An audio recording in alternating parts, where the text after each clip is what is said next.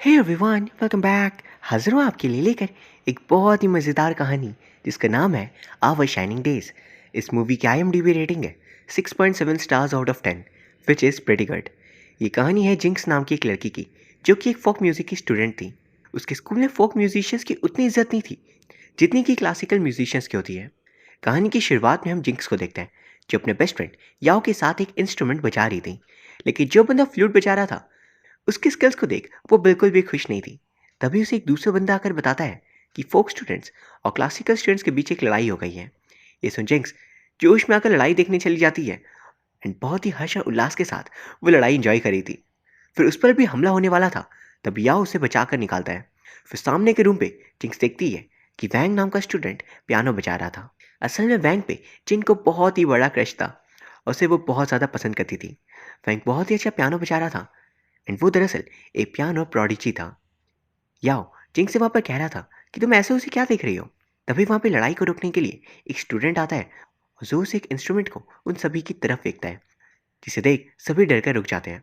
फिर हमें एक रूल बोर्ड दिखाया जाता है कि म्यूजिक रूम्स में कोई भी खाना नहीं खाएगा और कोई भी लड़ाई नहीं करेगा। और वहीं हम देखते हैं जिंक्स और याओ लंच कर रहे थे, वाटर फिल्टर के पानी को गर्म करके खाना बना रहे थे एंड याओ जिंक्स से कह रहा था क्रैश तक तो ठीक है, लेकिन अब तुम्हारा बैंक की ऑब्सेशन बहुत ज़्यादा बढ़ रहा है, इसका कुछ करो। वो कहती है मैं क्या करूँ, मेरा उस पर कोई भी कंट्रोल नहीं है। क्या कहता है तुमने इतने सालों में कभी भी सुना है कि एक फोक स्टूडेंट और एक क्लासिकल स्टूडेंट के बीच डेटिंग चल रही हो? ये पॉसिबल ही नहीं है। और वैंग के साथ तो बिल्कुल नहीं। फोक वाले समझते हैं कि हम पुराने ज़माने के हैं एंड यहाँ तुम इसे ऐसे देख सकती हो, फोक और क्लासिकल डिपार्टमेंट रोमियो और जूलियट की फैमिलीज के जैसे हैं, जन्म से ही दुश्मन। वो कहती है ये छोटी छोटी बातों से मैं रुकने नहीं वाली। और एक बात थी कि फोक स्टूडेंट्स और क्लासिकल स्टूडेंट्स की डॉर्मेट्री के बीच एक आयरन गेट लगा दी गई थी ताकि लड़ाई होने से बच सके, पर फिर भी ये हमेशा लड़ते रहते थे। जिंक्स और याओ वहाँ पर बातें कर ही रहे थे कि तभी टीचर इंटर करते हैं। याओ तुरंत टिफिन को ढक देता है और कहता है हम दोनों यहाँ पानी लगाने आए थे। इस पर टीचर कहते हैं यहाँ मीट की स्मेल क्यों आ रही है, तुम आके क्या खा रहे थे? वो कहती है याओ नहाता नहीं है, ये उसकी स्मेल होगी। एंड फिर टीचर वार्निंग देकर चले जाते हैं। उनके वहाँ से जाने के बाद याओ जिंक्स से कहता है ये टीचर्स सिर्फ फोक स्टूडेंट्स के प्रैक्टिस के रूम में ही चेक करने क्यों आते हैं, क्लासिकल वाले में क्यों नहीं? ऐसा लगता है हमें ये लोग निकम्मा समझते हैं। और जिंक्स का इन सभी बातों में बिल्कुल भी इंटरेस्ट नहीं था, अब वो खाने में मगन थी। तभी टीचर वापस आ जाते हैं, उन्हें खाते देख लेते हैं। फिर अगले सीन में प्रिंसिपल सभी बच्चों को बता रहे थे कि उनके स्कूल के क्लासिकल स्टूडेंट का ये इसके एक बहुत ही बड़े कॉलेज में एडमिशन हो चुका है। ये बहुत ही गर्व की बात थी और सभी उसके जैसा बनना चाहते थे। लेकिन वहीं दूसरी तरफ हमें दो अत्यंत ही प्रभावशाली बच्चे दिखाए जाते हैं, जिंक्स और याओ, जो प्रैक्टिस रूम के वाटर फिल्टर पे खाना खा रहे थे एंड वहाँ पे उन दोनों की अच्छी खासी बेइज्जती होती है। वहीं फिर अगले सीन में क्लासिकल स्टूडेंट्स आकर जिंक्स के क्लास में सभी से पूछते हैं कि उनकी एक बहुत ही बड़ी परफॉर्मेंस है और उन्हें वैंग के लिए पेश टर्नर की ज़रूरत है, तो क्या कोई चलना चाहेगा? फोक वाले मना कर ही रहे थे कि तभी वैंग का नाम सुनते ही जिंक्स कहती है मैं ज़रूर चलना चाहूँगी।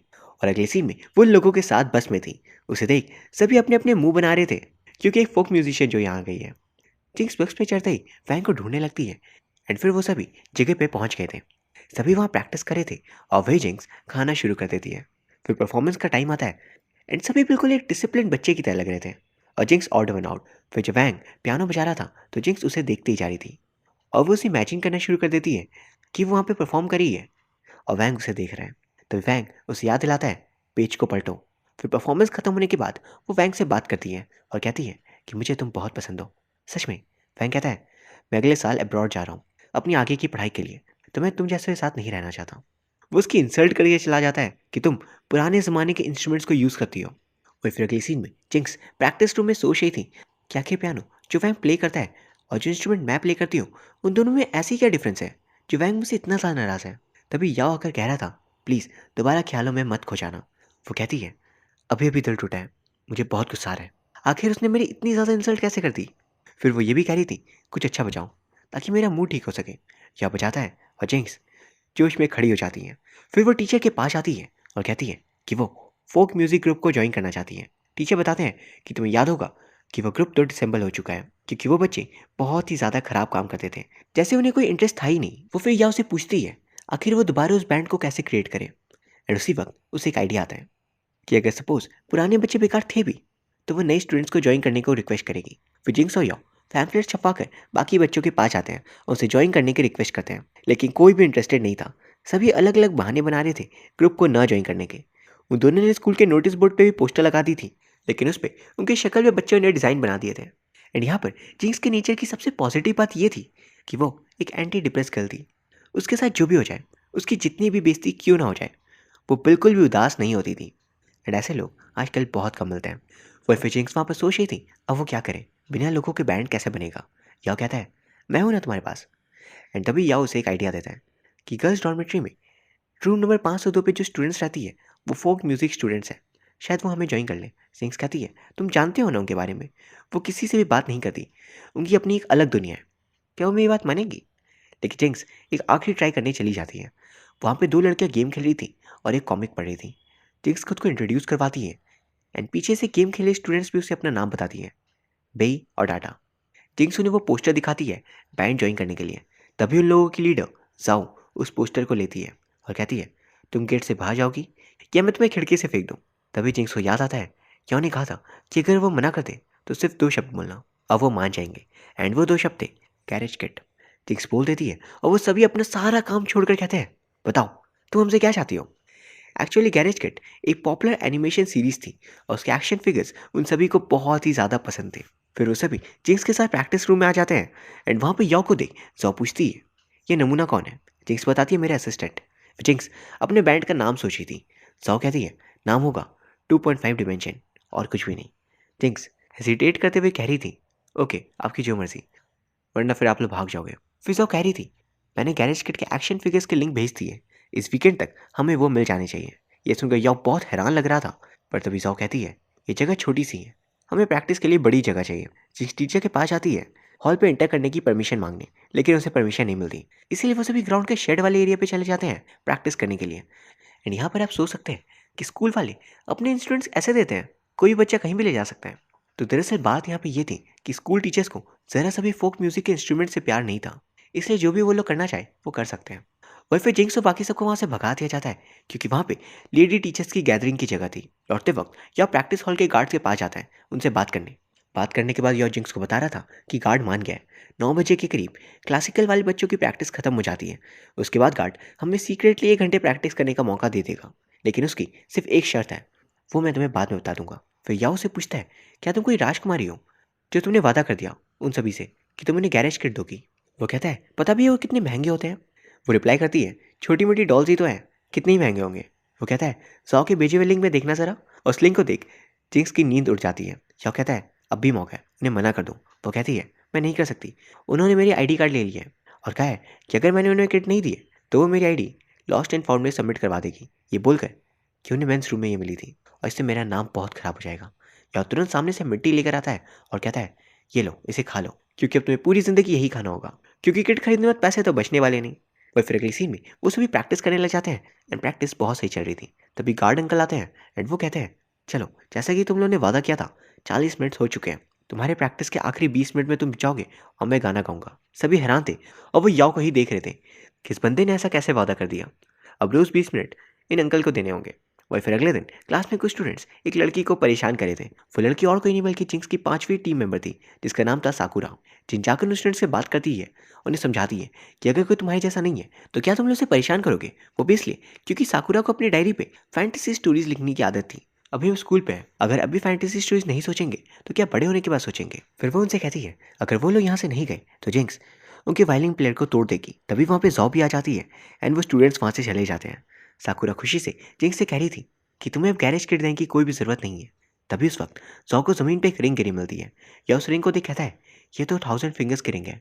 1000 फिंगर्स दरअसल एक फोक म्यूजिक इंस्ट्रूमेंट के फिंगर्स का नाम है जो बहुत ही ज़्यादा अच्छा बजाती है। और याओ उसका बहुत बड़ा फ़ैन था, उसने उसके सारे ऑनलाइन वीडियोस देखे थे, लेकिन उसकी आइडेंटिटी सीक्रेट थी। लेकिन आज याओ को पता चल जाता है कि 1000 फिंगर्स और कोई नहीं बल्कि जाओ थी। बेई और टाटा भी कहती है कि वो भी जाओ की हेल्प किया करती थी। जिंक्स पूछती है क्या मैं भी तुम्हारे ग्रुप को ज्वाइन कर सकती हूँ। एंड वहाँ पर वो ये भी कह रही थी जिस म्यूजिक को तुमने वीडियो पे प्ले किया है उसे ही हम लोग प्ले करेंगे। बेई और टाटा बताती है कि जाओ एक हिस्ट्री बफ है, उसे इन इंस्ट्रूमेंट्स की हिस्ट्री अच्छे से पता है और इसी कारण से उसे इन इंस्ट्रूमेंट्स को बजाना शुरू किया था ताकि हमारे कल्चर को प्रिजर्व किया जा सके। और हमने भी हिस्ट्री को अच्छे से पढ़ रखा है और साकुरा ने भी। जिंक्स कहती है लेकिन हिस्ट्री से क्या लेना देना है इन इंस्ट्रूमेंट्स को बजाने के लिए। जाओ कहती है अगर तुम्हें इंस्ट्रूमेंट्स की हिस्ट्री नहीं पता तो तुम हमें ज्वाइन नहीं कर सकती। तभी याओ कहता है मुझे सब पता है, मैं ज्वाइन कर सकता हूँ। साओ कहती है, वो सब तो ठीक है, लेकिन तुम दिखते बहुत अजीब हो, इसलिए ज्वाइन नहीं कर सकते। भैया और टाटा बताती है, क्योंकि ग्रुप को ज्वाइन करने की सबसे बड़ी कंडीशन ये है, यू शुड लुक नाइस। फिर हम देखते हैं जिंक्स और याओ वो सभी चीज़ें पढ़ना शुरू कर देते हैं, जिसके बाद वो लोग जाओ की टीम को ज्वाइन कर सके। वही फिर अगली सीन में वो सभी हॉल पे प्रैक्टिस कर रहे थे। जाओ ने उन्हें अभी भी अपनी टीम पे नहीं लिया था, लेकिन वो वहाँ पे उनसे पूछती है कि उसे ACG कन्वेंशन पे परफॉर्म करने का इन्विटेशन आया है, तो वो चाहती है कि वो वहाँ पे अपनी टीम के साथ जाए। जिंक्स और याओ खुश हो जाते हैं। एंड ACG कन्वेंशन एक बहुत ही बड़ा क्रिएटिव फेस्टिवल था, जहाँ पे आर्टिस्ट को स्टेज प्रोवाइड किया जाएगा अपनी परफॉर्मेंस दिखाने के लिए। वो सभी वहाँ पहुँच जाते हैं एंड वहाँ पे बहुत सारे परफॉर्मेंस होते हैं और लोग बहुत ज़्यादा एंजॉय भी कर रहे थे। फिर आती है जाओ की टीम की बारी। सारे बच्चे उन्हें देखकर वहाँ से चले जाते हैं, क्योंकि वो लोग एंशियंट ज़माने की कॉस्ट्यूम्स में आए थे। सभी का मोराल डाउन हो जाता है। तभी याओ अपना जैकेट उतारता है। उसे देख कुछ लड़कियाँ आती हैं एंड फिर वो सभी परफॉर्मेंस शुरू करते हैं और एक एक करके सभी लोग उन्हें देखने लगते हैं। उनका परफॉर्मेंस सभी को बहुत अच्छा लगता है एंड परफॉर्मेंस खत्म होने के बाद सभी लोग ऑटोग्राफ के लिए आते हैं एंड कुछ लोग वहाँ पे जिनके इंस्ट्रूमेंट को सीखने की इच्छा जता रहे थे। वही फिर हम देखते हैं कि उन लोगों की वीडियो वायरल हो चुकी थी एंड सभी लोग उनके इंस्ट्रूमेंट्स को सीखना चाह रहे थे। फिर अगली सीन में याओ जिंक्स क्लास में और सीक्रेटली अपनी वीडियो देख रहे थे और वो बहुत खुश भी थे। टीचर उन्हें देख लेते हैं और इस बात पे पनिश करते हैं। जिंक्स कह रही थी कि उसने डिसाइड किया है कि वो वैंग को प्रपोज करेगी और उसने बेई और टाटा से कंसल्ट भी किया है। वो दोनों गर्ल्स कॉमिक से बेस्ट टेक्निक्स बताएंगे ताकि वो वैंग को इम्प्रेस कर सके। क्या कहता है, तुम उन दोनों पे कैसे रिलाई कर सकती हो? तुमने देखा है वो जैसे कॉमिक्स पढ़ते हैं, वो कॉमिक्स कितनी चीज़ी होते हैं। वहीं दूसरी तरफ में दिखाया जाता है जिक्स ने एक वीडियो बनाया था वैंग के लिए। वो उसे अपने इंस्ट्रूमेंट के बारे में बता रही थी, क्योंकि पहले वैंग ने उसके इंस्ट्रूमेंट की इंसल्ट कर दी थी, इसलिए वो कहती है यह फेमस हो चुका है। तभी हम देखते हैं हॉल के बाहर जिक्स ने कैंडल्स लगा दिए थे। उसने पूरी तरह से डिसाइड कर लिया था कि वो वैंग को प्रपोज करके रहेगी। वैंग तभी बाहर आता है एंड दूसरे बच्चे गाना बजा रहे थे। वैंग गुस्से में उसके पास जाता है और एक पल में ना कर देता है और फिर से कहता है कि मुझे बाहर जाना है पढ़ाई करने, तो मैं तुम जैसे साथ रह नहीं सकता। और वो उसे ये भी कहता है, प्रॉब्लम तुम जैसे फोक म्यूजिशियंस में है जो हमेशा टाइम वेस्ट करते रहते हैं फालतू की चीज़ों में। वहाँ पर बाकी बच्चों को बुरा लग जाता है कि फोक म्यूजिशियंस होने में ऐसी क्या बुराई है। फिर अपने दोस्त से पानी लेकर वैंग सामने कैंडल्स पर डाल देता है, लेकिन कैंडल्स बुझने की जगह आग और तेज हो जाती है, क्योंकि उसके दोस्त के पास पानी नहीं बल्कि टर्पेंटाइन था। याओ तुरंत फायर एक्सटिंग्विशर से आग बुझाता है और फिर वैंग से कहता है कि तुम्हें अपने देश की प्रीचिंग, म्यूजिक और इंस्ट्रूमेंट्स को सुनने में क्या दिक्कत है? बाहर जाकर अंग्रेज़ों को प्लीज़ करना चाहते हो, उनकी म्यूज़िक बजाकर कोशिश क्यों नहीं करते कि अपने खुद के देश की म्यूज़िक बजाओ और दुनिया में इसका नाम करो। इस बात को सुन वैंग वहाँ से चला जाता है। अगले दिन जिंक्स, जो और बाकी सबको गैरेज किट के एक्शन फिगर्स दे रही थी। इस पे वो सभी पूछते हैं, मतलब तुम इस टीम को छोड़ रही हो? क्योंकि हमारी इच्छा तो पूरी हो गई। जिंक्स कहती है हाँ बिल्कुल, मुझे वैंग ऑफ फोक म्यूजिक के बारे में बताना था और ये भी कि मैं कैसा फील करती हूँ उसके लिए, और मैं पूरी तरह से कंटेंटेड हूँ और अभी मेरा काम पूरा हुआ। बेई कहती है तुम बहुत ही आसानी से कंटेंट हो चुकी हो। जिंक्स कहती है हाँ, यही तो मेरी स्पेशलिटी है, मुझे क्या चाहिए और कब तक चाहिए मुझे सब पता होता है। बेई कहती है मैं तारीफ नहीं करी, मैं कह रही हूँ कितना मेहनत करने के बाद भी तुम इस बैंड को क्यों तोड़ना चाहती हो? हम साथ मिलकर कितना कुछ हासिल कर सकते हैं। जिंक्स कहती है हम अलग नहीं हो रहे, जब मन करेगा मैं आ जाऊँगी तुम्हारे साथ म्यूज़िक प्ले करने। फिर वो ये भी कह रही थी इन सभी एक्शन फिगर्स को खरीदने मेरी हालत ख़राब हो गई, इसलिए मैं और नहीं देख सकती। सौ रिप्लाई करती है अगर हम ना कर दे एक्शन फिगर्स के लिए तो? जिंक्स कहती है मुझे वैंग को दिखाने के लिए म्यूज़िक सीखनी थी और तुम्हें एक्शन फिगर्स के लिए, तुम दोनों का काम पूरा हो गया। साव कहती है मुझे अब इंस्ट्रूमेंट को बजाना पसंद है और बाकी सब भी यही कहते हैं कि उन्हें एक्शन फिगर नहीं चाहिए। वो इंस्ट्रूमेंट बजाकर बहुत खुश है। तो फिर जिंक से पूछती है आखिर तुम अपने इंस्ट्रूमेंट को इतना अच्छा कैसे बजा लेती हो? जिंक्स कह रही थी मेरी मॉम ने मुझे बचपन में ही कहा था इसे सीखने के लिए, यही कारण है।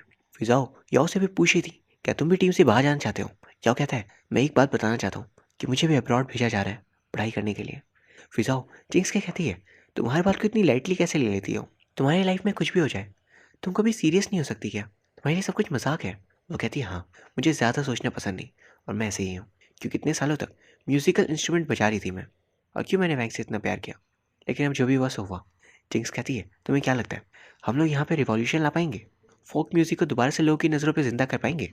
ऐसा कुछ करने का कोई फ़ायदा भी क्या है जिसमें फेल होना तय है? तुम सभी अपनी उस कॉमिक की दुनिया में वापस चले जाओ प्लीज़। ये सुन सभी वहाँ से चले जाते हैं एंड जिंक्स के ID कार्ड को लौटा देते हैं और सारे एक्शन फिगर्स भी वो छोड़ गए थे। याओ जिंक्स से बात करने की कोशिश करता है, लेकिन वो उसे भगा देती है धोखेबाज बोलकर, क्योंकि उसने आज तक बताया नहीं था कि वो बाहर जा रहा है। अब समर वेकेशन आ गया था एंड जिंक्स अपनी मॉम से कहती है मैं अब यंकिंग नहीं बजाना चाहती। उसकी मॉम कहती है कोई बात नहीं। फिर जिंक्स बता रही थी आप बचपन से चाहती थी कि मैं उस इंस्ट्रूमेंट को बजाऊं, पर मेरे ना करने पर अब बिल्कुल हैरान नहीं हूँ। उसकी मॉम उसे बताती है कि तुम बचपन से ही यांकिंग बहुत अच्छा बजाती थी, मेरे कहने के कारण नहीं बल्कि वो तुम्हें पसंद था। जन्म लेते ही तुमने सबसे पहले यांकिंग की ही धुन सुनी थी रेडियो पे, इसलिए वो तुम्हारे साथ आज तक जुड़ा है, तो शायद आगे भी। अब छुट्टियां खत्म हो जाती है एंड प्रिंसिपल सभी से कह रहे थे कि क्लासिकल म्यूजिक स्टूडेंट्स को अब हमारे स्कूल के नाम को आगे बढ़ाना होगा। प्रिंसिपल सभी बच्चों को बताते हैं कि वो फोक म्यूजिक बंद करवाने वाले हैं अगले साल से, एंड अब कोई भी नया बच्चा फोक म्यूजिक नहीं बजाएगा क्योंकि मार्केट में उसकी कोई इज्जत ही नहीं है, कोई इसके बारे में अवेयर नहीं है, तो उसे प्रैक्टिस करने का भी फायदा नहीं। तभी जाओ खड़ी होकर बोलती है, आप ऐसा कैसे कर सकते हो? प्रिंसिपल कहते हैं, मैं क्या करूं, फोक म्यूजिक पॉपुलर है ही नहीं, लोग उसे सुनना नहीं चाहते, तो फिर बजाने का क्या फ़ायदा? इसीलिए हम सभी लोगों ने ऐसा डिसाइड किया है कि इसे बंद कर दें। सौ कहती है, मैं यूथ म्यूज़िक फेस्टिवल पे हिस्सा लेना चाहती हूँ। मैं आप सभी को दिखाऊंगी कि फोक म्यूज़िक भी लोगों को पसंद आ सकती है। प्रिंसिपल कहते हैं, ये फेस्टिवल ग्रुप्स के लिए है, सोलो परफॉर्मर्स के लिए नहीं। तभी जिंक्स, बेई और टाटा बाकी सभी स्टूडेंट्स खड़े हो जाते हैं कि उनके पास भी एक ग्रुप है। ये देख प्रिंसिपल नाराज़ होकर कह रहे थे, मुझे स्कूल की इज्जत आगे बढ़ानी है, ना कि बेइज्जती करवानी है। अब वो चले जाते हैं। फिर क्लासिकल वाले स्टूडेंट्स भी उन्हें ताना मारते हैं कि स्कूल के रेपुटेशन का सवाल है, तुम जैसे दूर रहो। और इस बात पे उन दोनों पे लड़ाई होने वाली थी। भैया उन्हें रोकता है और कहता है, क्यों ना कंपटीशन कर ले कि कौन सा ग्रुप ज़्यादा बेहतर है, और वो लोग मान जाते हैं। अगले दिन school management head school inspect करने आए थे, और तभी फोक म्यूजिक और क्लासिकल म्यूजिक स्टूडेंट्स के बीच कंपटीशन चालू हो जाती है। सौ इंट्रो म्यूजिक बजाती है एंड मैनेजमेंट हेड कह रहे थे, या ये भी टूट का पार्ट है। एंड फिर सामने से क्लासिकल वाले भी आते हैं और इंट्रो बजाते हैं।